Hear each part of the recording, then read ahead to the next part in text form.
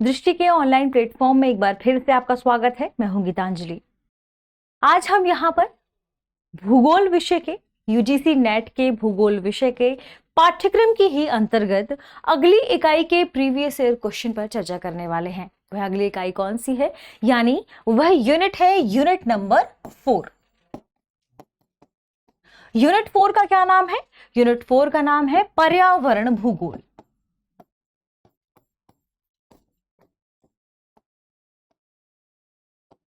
तो UGC net ने अपने पिछले वर्षों में या विगत वर्षों में पर्यावरण भूगोल से कौन कौन से सवाल फ्रेम किए हैं, कैसे सवाल फ्रेम किए हैं, उनके आंसर क्या हैं, आज हम यहाँ पर चर्चा करेंगे। तो आइए देखते हैं भूगोल विषय के अंतर्गत ही यूजीसी नेट के द्वारा पूछे गए विगत वर्षों के प्रश्नों को, और इन प्रश्नों पर चर्चा करेंगे। ध्यान रखिएगा, ये कौन सी यूनिट है? ये यूनिट नंबर 4 है, जिसका नाम है पर्यावरण भूगोल, ठीक है, या एनवायरमेंट ज्योग्राफी। ठीक है, देखते हैं हमारे पहले प्रश्न को और उस प्रश्न पर चर्चा कर लेते हैं कि उसका सही जवाब क्या होगा। प्रश्न है, निम्नलिखित में से किस उपागम का मानना है कि प्राकृतिक पर्यावरण के संरक्षण के लिए सर्वाधिक प्रभावशाली दार्शनिक आधार प्राकृतिक सौंदर्य को सुरक्षित करने के संदर्भ में विचार करना है? ठीक है, हमारे पास ऑप्शन है गहन पारिस्थितिकी, पर्यावरणीय व्यवहारिकता, सामाजिक पारिस्थितिकी, पर्यावरणीय सौंदर्य बोध। ध्यान रखिए, सवाल क्या पूछा जा रहा है, यानी प्रश्न में क्या पूछा गया है? प्रश्न में पूछा गया है कि किस उपागम का मानना है, क्या मानना है कि प्राकृतिक पर्यावरण के संरक्षण के लिए सर्वाधिक प्रभावशाली दार्शनिक आधार प्राकृतिक सौंदर्य को सुरक्षित करने के संदर्भ में विचार करना है। यानी पर्यावरण की आखिर वह कौन सी शाखा है, या कहें कि पर्यावरणीय पारिस्थितिकी की वह कौन सी शाखा है जिसके तहत यह माना जाता है कि पर्यावरण संरक्षण के लिए जरूरी है कि लोगों के मन में यह बात हो कि प्राकृतिक सौंदर्य को सुरक्षित रखना जरूरी है, या प्राकृतिक सौंदर्य को सुरक्षित रखने का विचार निम्नलिखित में से किस जो थ्योरी है उसके अंतर्गत कही गई है। ठीक है, अब हमारे पास ऑप्शन में देखिए क्या क्या है। गहन पारिस्थितिकी, पर्यावरणीय व्यवहारिकता, सामाजिक पारिस्थितिकी, पर्यावरणीय सौंदर्य बोध। आप एकदम सटीक जवाब देने के लिए आप इसी से स्पष्ट बता सकते हैं कि इस प्रश्न का सही जवाब क्या होगा, क्योंकि एकदम स्पष्ट मेंशन है पर्यावरणीय सौंदर्य बोध। तो जहां पर्यावरण के सौंदर्य की बात की जाती है, पेड़ पौधे, फूल, पशु पक्षियों, इन सभी की सुंदरता को लेकर, इन सभी के वजह से जो पर्यावरण में एक सुंदर आवरण बनता है, जब इस विचार पर या इस विचारधारा की बात आती है तो उसे कहा जाता है पर्यावरणीय सौंदर्य बोध। और यह जो उपागम है, यह इसी चीज पर, यह जो दार्शनिक आधार है, इसी विचार को मानता है कि प्राकृतिक सौंदर्य को सुरक्षित करने के लिए यानी सबसे ज्यादा इंपॉर्टेंट क्या है कि यह किसके अंतर्गत शामिल किया जाएगा? पर्यावरणीय सौंदर्य बोध के अंतर्गत शामिल किया जाएगा। ठीक है, जबकि यदि हम बात करें गहन पारिस्थितिकी की, तो गहन पारिस्थितिकी क्या है? गहन पारिस्थितिकी या डीप इकोलॉजी भी एक ऐसा ही कंसेप्ट है। क्या कंसेप्ट है? यह मान्यता है कि मानव ही नहीं बल्कि पर्यावरण के प्रत्येक जीवित जीव जंतु, इनका अपना महत्व है, इनकी अपने आंतरिक इनका मूल्य है। तो यह पर्यावरण के प्रत्येक जीवित जीव जंतु के आध्यात्मिक लेवल पर, यानी पर्यावरण को ये आध्यात्म से जोड़कर कहता है कि गहन पारिस्थितिकी में कहा जाता है कि प्रत्येक जीवित व्यक्ति का अपना एक मूल्य है, इनकी अपनी एक वैल्यू है। ठीक है, यानी इन सभी के आंतरिक वैल्यू को ये महत्व देता है। ठीक, ये हमने बात की किसके बारे में? गहन पारिस्थितिकी के बारे में।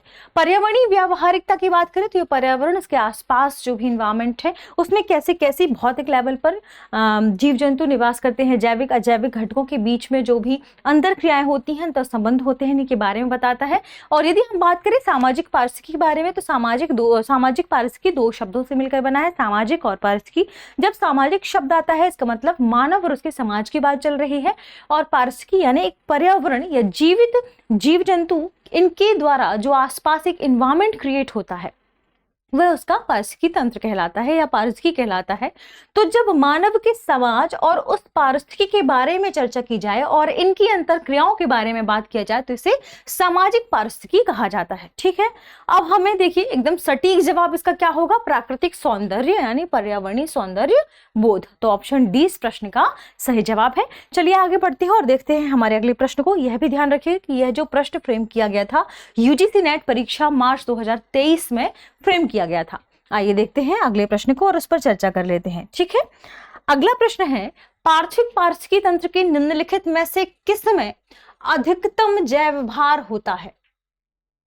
हमारे पास ऑप्शन है तृतीयक उपभोक्ता, द्वितीयक उपभोक्ता, प्राथमिक उपभोक्ता, उत्पादक। सबसे पहले तो आपको पता होना चाहिए कि आखिर ये हैं क्या, यानी उत्पादक क्या है, प्राथमिक, द्वितीयक और तृतीयक उपभोक्ता क्या है। आपको पता होना चाहिए कि आखिर पारिस्थितिकी तंत्र क्या है। और पार्थिव पारिस्थितिकी तंत्र ध्यान रखिए यानी पृथ्वी में पाए जाने वाले पारिस्थितिकी तंत्रों की बात चल रही है कि इसमें पृथ्वी के जो पारिस्थितिकी तंत्र है या पृथ्वी पूरा पारिस्थितिकी तंत्र है यदि, तो इसमें सबसे ज्यादा या अधिकतम जैव भार किसका है। ठीक, अब यदि हम बात करें उत्पादक, प्राथमिक उपभोक्ता, द्वितीयक उपभोक्ता और तृतीयक उपभोक्ता के लेवल पर, तो ध्यान रखिएगा सबसे पहले जो पहला पोषण स्तर होता है, इन्हें पोषण स्तर के तौर पर भी डिफाइन किया जाता है या वर्गीकृत किया गया है, जैसे प्राथमिक उत्पादक। ठीक, फिर प्राथमिक उपभोक्ता,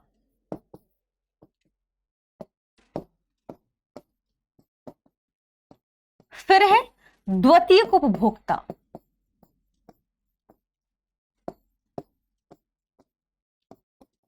और तृतीयक उपभोक्ता।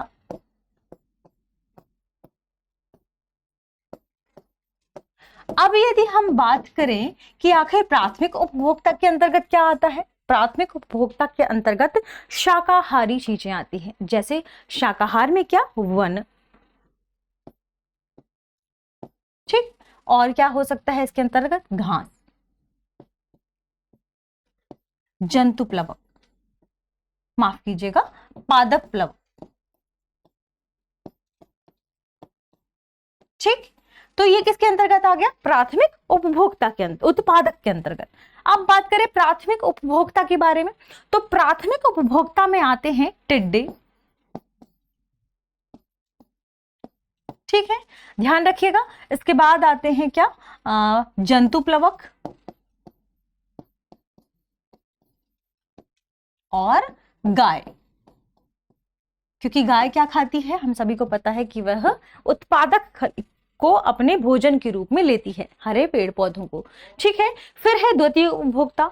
अब द्वितीय उपभोक्ता में क्या होंगे, द्वितीय उपभोक्ता में मांसाहारी जीव शामिल होते हैं, जैसे इसकी यदि हम बात करें तो इसमें शामिल होंगे भेड़िए, क्योंकि ये किसके अंतर्गत आते हैं, ये आते हैं द्वितीय उपभोक्ता के अंतर्गत। पक्षी। ठीक है, अब बात करें तृतीय उपभोक्ता की। तृतीय उपभोक्ता का मतलब होता है कि वे जीव जंतु जो चरम मांसाहारी हों, ठीक है, या उच्च मांसाहारी जिन्हें आप कह सकते हैं। तो तृतीय उपभोक्ता में शामिल हो जाते हैं मानव या मनुष्य और शेर। अब यदि चूंकि सवाल हमें देखना है कि हमसे प्रश्न क्या पूछा गया है, प्रश्न पूछा गया है कि पारिस्थितिकी तंत्र के निम्नलिखित में से किसमें अधिकतम जैव भार है, किसमें अधिकतम जैव भार है। तो यदि हम बात करें जैव भार के बारे में तो ध्यान रखिएगा कि पूरी पृथ्वी की यदि हम बात करते हैं तो पूरी पृथ्वी में जैव भार का मतलब क्या कि एक स्पेसिफिक स्थान की बात, यदि आप केवल जैव भार समझें तो ध्यान रखिएगा किसी स्थानिक या किसी स्थान में उस समय मौजूद जो जीव जंतु पेड़ पौधे होंगे, ध्यान रखिएगा इन सभी का कितना भार है। तो अब यहां पर हर श्रेणी में डिवाइड कर दिया गया है इसे, उत्पादक, प्राथमिक उपभोक्ता, द्वितीयक उपभोक्ता और तृतीयक उपभोक्ता। तो ध्यान रखिएगा कि पृथ्वी की यदि हम बात करते हैं या हमारे प्रश्न के मुताबिक पार्थिव पारिस्थितिकी तंत्र की बात की जाती है तो सबसे ज्यादा जैव भार इसमें है किसका, उत्पादकों का। क्यों, क्योंकि जो पेड़ पौधे होते हैं उनका समय दीर्घ या वे दीर्घायु होते हैं और एक विशाल क्षेत्रफल को ये कवर करते हैं। ठीक है, इसके अलावा इसमें प्रति इकाई जो जीव जंतु हैं उनकी संख्या भी अधिक होती है। ठीक है, अब यदि प्राथमिक उत्पादक की ही बात की गई है तो ध्यान रखिएगा, उत्पादक जो होते हैं उनका जैव भार सबसे अधिक या अधिकतम होता है। ठीक है, तो ऑप्शन डी इस प्रश्न का सही जवाब होगा। और आप देखिए प्राथमिक, द्वितीयक और तृतीयक उपभोक्ता में आपने देख भी लिया कि क्या क्या चीजें शामिल होती हैं। ठीक है, चलिए बढ़ते हैं और देखते हैं हमारे अगले प्रश्न को। अगला प्रश्न है, पादप भक्षी जीव जंतुओं द्वारा निर्मित जैव भार कहलाता है। पादप भक्षी जीव जंतुओं द्वारा, यानी वे जीव जंतु जो पादपों का भक्षण करते हैं, तो पादप भक्षी जीव जंतुओं द्वारा निर्मित जैव भार क्या कहलाएगा? देखिए ऑप्शन में है प्राथमिक उत्पादकता, शुद्ध प्राथमिक उत्पादकता, द्वितीयक उत्पादकता या तृतीयक उत्पादकता। ठीक, आप हमारी पिछली स्लाइड से ही समझ गए होंगे, पादप भक्षी जीव जंतु यानी वे जीव जंतु जो पादपों को खाते हैं। तो यदि हम बात करें इसके बारे में, तो यह आप देखिए पहला लेवल क्या था? प्राथमिक उत्पादक। ठीक, अब इसके बाद यदि हम उत्पादक के लेवल पर ही आगे बढ़ेंगे तो ये क्रमशः द्वितीयक, तृतीयक और चतुर्थ उत्पादकता बन जाएगा। और पोषण स्तर में भी याद रखिएगा, यह प्राथमिक पोषण स्तर है, यह द्वितीयक पोषण स्तर है, यह तृतीयक पोषण स्तर है और यह चतुर्थ पोषण स्तर है। इस तरह यदि हम बात करें पादप भक्षी जीव जंतुओं द्वारा जो जैव भार निर्मित होगा उसे कहा जाएगा द्वितीयक उत्पादकता। ठीक है, ऑप्शन सी इस प्रश्न का सही जवाब है। ठीक है, यह प्रश्न भी मार्च 2023 में पूछा गया था। आगे बढ़ते हैं और देखते हैं हमारे अगले प्रश्न को। अगला प्रश्न है, आपदा न्यूनीकरण एवं प्रबंधन में निम्नलिखित में से कौन सा आपदा बाद अवस्था का हिस्सा है? ध्यान रखिएगा, आपदा के बाद की अवस्था के बारे में पूछा गया है। हमारे पास ऑप्शन है भेदिता विश्लेषण, आपदा भविष्यवाणी, आपदा चेतावनी या पुनर्वास। अब देखिए प्रश्न को ध्यान से पढ़ना है। प्रश्न में क्या पूछा जा रहा है? आपदा न्यूनीकरण एवं प्रबंधन, यानी आपदा को कम करने के लिए और आपदा के प्रबंधन के लिए इन चारों चीजों का इस्तेमाल किया जाता है। लेकिन इन चार चीजों में से कौन सी वह चीज है जो आपदा आ जाने के बाद का अगला स्तर है या अगला अवस्था है, उसकी अगली अवस्था है? तो देखिए सबसे पहले यदि हम बात करें ऑप्शन की है भेदिता विश्लेषण, आपदा भविष्यवाणी, आपदा चेतावनी और पुनर्वास। यदि हम बात करें भेदता विश्लेषण की, तो भेदता विश्लेषण यानी वह अवस्था जिसमें पर्यावरणीय चिंताओं के बारे में या पर्यावरणीय जो आपदाएं हैं उनके बारे में लोगों को विभिन्न क्रियाकलापों के माध्यम से ज्ञान प्रदान करना, लोगों को उनके बारे में जागरूकता प्रदान करना, यह इसके अंतर्गत शामिल होता है। ठीक है, यानी लोगों को आप जागरूक कर रहे हैं, लोगों को उनके बारे में उस चीजों पर्यावरणीय जो आपदाएं हैं उनके बारे में ज्ञान प्रदान कर रहे हैं, तो इसका मतलब यह है कि यह पहले की अवस्था है। ठीक, दूसरा है आपदा भविष्यवाणी। आप किसी आपदा के आने की बात कर रहे हैं कि इतने समय में ऐसा हो सकता है, ऐसी संभावना है या आपदा आने की संभावना है, तो ये भी पहले वाली अवस्था हो गई। ठीक है, आपदा चेतावनी, आप लोगों को चेता रहे हैं कि देखिए ऐसी कंडीशन पैदा हो सकती है। तो यानी मान लीजिए कि किसी स्थान में बहुत अधिक वर्षा हो गई और वह पूरा रीजन जो है वह नदियों वाला क्षेत्र है, वहां पर बहुत सारी नदियां प्रवाहित होती हैं, तो ऐसे में वहां पर बाढ़ की पहले से चेतावनी दी जाती है। तो वह किसके अंतर्गत शामिल हो जाएगा कि आपदा की आपने पहले ही चेतावनी दे दी कि उस स्थान पर बाढ़ आने वाली है, आप अपने हिसाब से संसाधनों को जुटा लें जो आपके लिए आवश्यक है। ठीक, तो ये भी पहली वाली स्थिति है। अब यदि हम बात करें पुनर्वास की, तो ध्यान रखिए पुनर्वास आपदा आने के बाद की स्थिति है, यानी इस प्रश्न का सही जवाब होगा ऑप्शन डी कि आपदा बाद अवस्था का हिस्सा क्या है? पुनर्वास। मान लीजिए हमने अभी चर्चा की एक स्थान में बाढ़ के आने की, जब स्थानों में वहां पर बस्तियां बसी हुई हैं, लोग निवास करते हैं, उनके अपने घर हैं, तो जब वहां पर बहुत अधिक बाढ़ की संभावना हो जाती है और उस स्थान में बाढ़ आती है, तो फिर लोगों को वहां से दूसरे स्थान में व्यवस्था की जाती है उनके रहने के लिए, और उनको वापस से अपने जो सामान्य जीवन स्तर है उसका इष्टतम लेवल वो प्राप्त कर सके। वे सारी प्रक्रियाएं, एक प्रक्रिया के माध्यम से वे सारी अवस्थाएं उन्हें प्रदान की जाती हैं।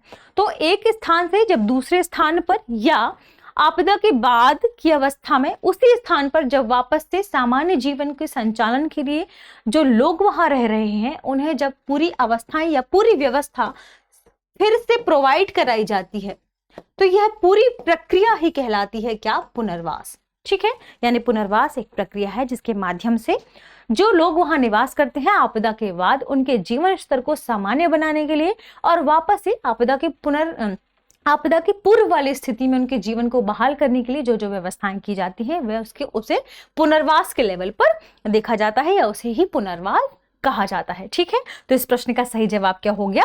पुनर्वास। चलिए आगे बढ़ते हैं और देखते हैं हमारे अगले प्रश्न को और अगले प्रश्न पर चर्चा करते हैं। प्रश्न है, निम्नलिखित में से कौन सा से जलीय पारिस्थितिकी तंत्र है और है? ऑप्शन है घास भूमि, आर्द्र भूमि, डेल्टा वन। नीचे दिए गए विकल्पों में से सही उत्तर चुनिए। केवल एक, केवल एक और दो, केवल दो और तीन, केवल दो और चार।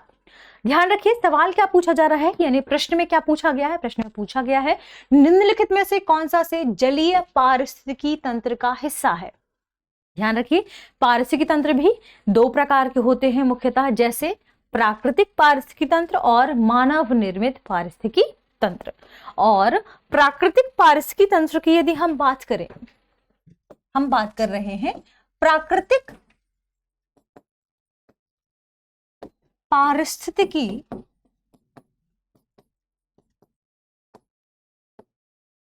तंत्र की, तो प्राकृतिक पारिस्थितिकी तंत्र भी मुख्यतः दो भागों में डिवाइड है। एक तो स्थलीय और दूसरा है जलीय। ठीक, अब ध्यान रखिए सवाल हमसे या प्रश्न हमसे पूछा गया है जलीय पारिस्थितिकी तंत्र के बारे में। स्थलीय में भी ध्यान रखिएगा वन शामिल हो जाते हैं, मरुस्थल शामिल हो जाते हैं। ठीक है, अब यदि हम बात करें जलीय पारिस्थितिकी तंत्र के बारे में, तो जलीय पारिस्थितिकी तंत्र में भी कई चीजें शामिल हो जाती हैं। जैसे हम बात करते हैं जलीय पारिस्थितिकी तंत्र में कि लवणीय जल या सागरीय जल, ठीक, फिर अलवणीय जल या स्वच्छ जल और संक्रमणीय या संक्रमण पारिस्थितिकी तंत्र।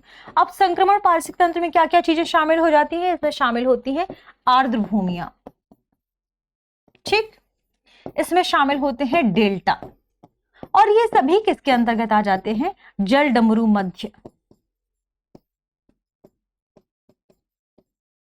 अब ये सब किसके अंतर्गत शामिल होते हैं? जलीय पारिस्थितिकी तंत्र के अंतर्गत। आइए देखते हैं हमारे ऑप्शन के मुताबिक प्रश्न को। प्रश्न में कहा गया है घास भूमि। ध्यान रखिए घास भूमि किसके अंतर्गत आ जाती है? ये आती है स्थलीय पारिस्थितिकी तंत्र के अंतर्गत। ठीक है, घास भूमि, और ये स्थलीय पारिस्थितिकी तंत्र का ही हिस्सा है। और ध्यान रखिएगा पूछा गया है आर्द्र भूमि, अभी हमने देखा जलीय पारिस्थितिकी तंत्र का हिस्सा है, यानी इसके अंतर्गत शामिल हो जाएगा। डेल्टा भी जलीय पारिस्थितिकी तंत्र का हिस्सा है, यानी यह भी इसके अंतर्गत शामिल हो जाएगा। वन जलीय पारिस्थितिकी तंत्र का हिस्सा नहीं है क्योंकि ये स्थलीय पारिस्थितिकी तंत्र का हिस्सा है। तो यहाँ पर दो और तीन ये दोनों जलीय पारिस्थितिकी तंत्र का हिस्सा है। इस तरह इस प्रश्न का सही जवाब क्या हो जाएगा बताइए?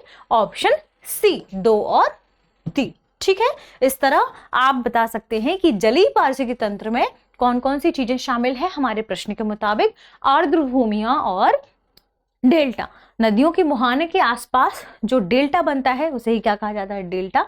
ठीक है, और आर्द्र भूमियां हम सभी जानते हैं कि दलदली भूमि के रूप में संरक्षित क्षेत्र आर्द्र भूमियां कहलाती हैं, और ये रामसर कन्वेंशन के बाद काफी फेमस हुई थी। ठीक है, चलिए कमेंट सेक्शन में बताइए कि रामसर कन्वेंशन कब हुआ था। और आज के सेशन में या पर्यावरण भूगोल के अंतर्गत जो खास प्रश्न थे उसमें इतना ही। मिलते हैं हमारे अगले एपिसोड के साथ, अगली इकाई के साथ और उनसे पूछे गए विगत वर्षों में प्रश्नों के साथ। तब तक के लिए शुक्रिया।